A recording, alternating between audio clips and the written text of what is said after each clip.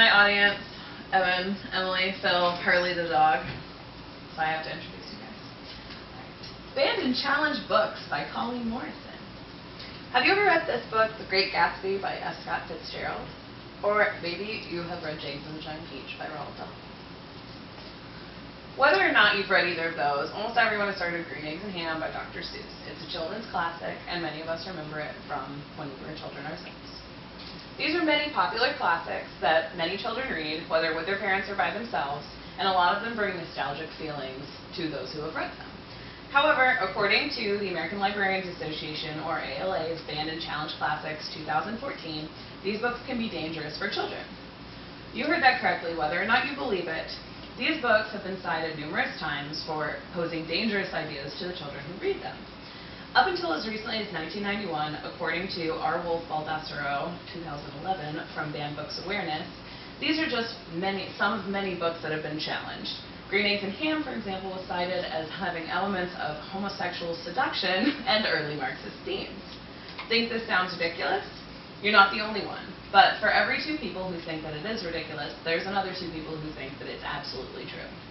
According to the American Librarians Association, from 2000 to 2009, 5,100 books have been challenged.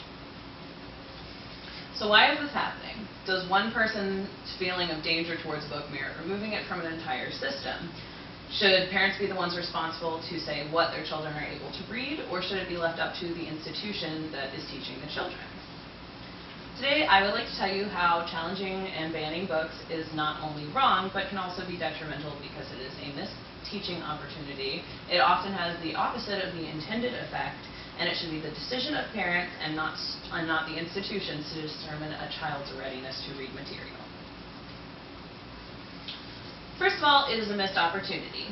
According to Grace Chen of PublicSchoolReview.com 2014, banning, challenging, or removing controversial books deprives students of materials that help them answer their questions.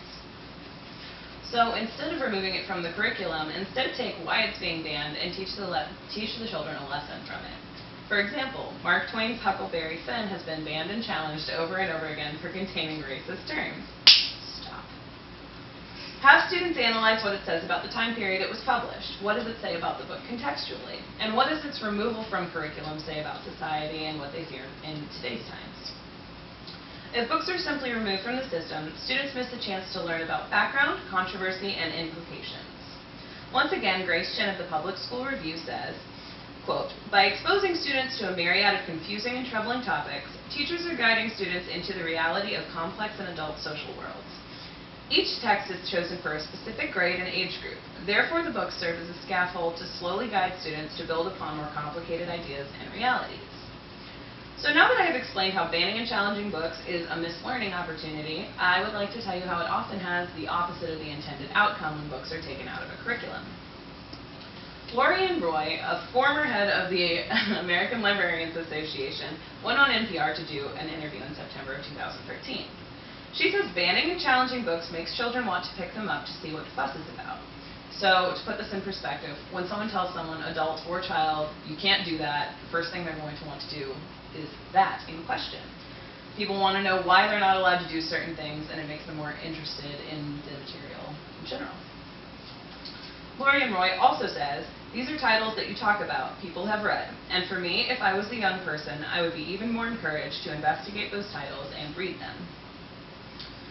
So bottom line is, instead of removing things from the curriculum to limit access, people are removing things from the curriculum and students are actually more encouraged to read the material. So now that we've seen how the banning and challenging of books can have the opposite of the intended effect, I'd like to explain to you why it is the parent's responsibility versus the institution's responsibility to determine a child's readiness to read certain materials. Many books that are challenged and banned are taken out of classrooms and libraries by teachers and librarians who find something offensive within the material.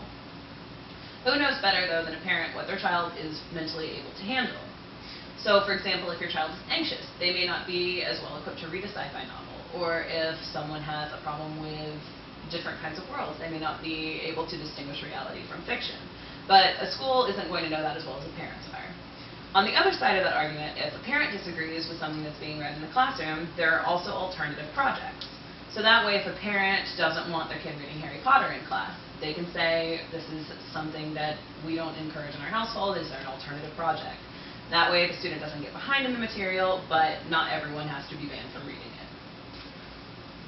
So in conclusion, I hope I have informed all of you of why banning and challenging books is harmful rather than helpful. No one likes being told what they can do, especially not with their intellectual freedoms, especially children in the early stages of learning and when they're starting to make their own literary decisions. Instead of stifling, we must foster children's love for literature and let them pursue what interests them. This is not, however, to say that parents cannot read mature material with their children or follow age recommendations which are set in place for a reason. However, that being said, it's ultimately unfair for one person's opinion of a book to take it off of the market for everybody who wants to read it. If you want to support and help ban books and keep them on shelves, in circulation, and available to the public, there are things that you can do. First, you can support ALA's Banned Book Week. It is usually the last week in September in schools nationwide. Second, you can go on ALA's website. You can get informed, use all the resources on there to see what kind of things are happening and how the news is changing around banned books. And three is the simplest option. You can simply go online, find a list of challenged or banned books, and read one of them, because that's how they say in circulation is command. So finally, bottom line is, speak up, read on, and keep intellectual freedom free for everybody. Thank you for listening to my speech.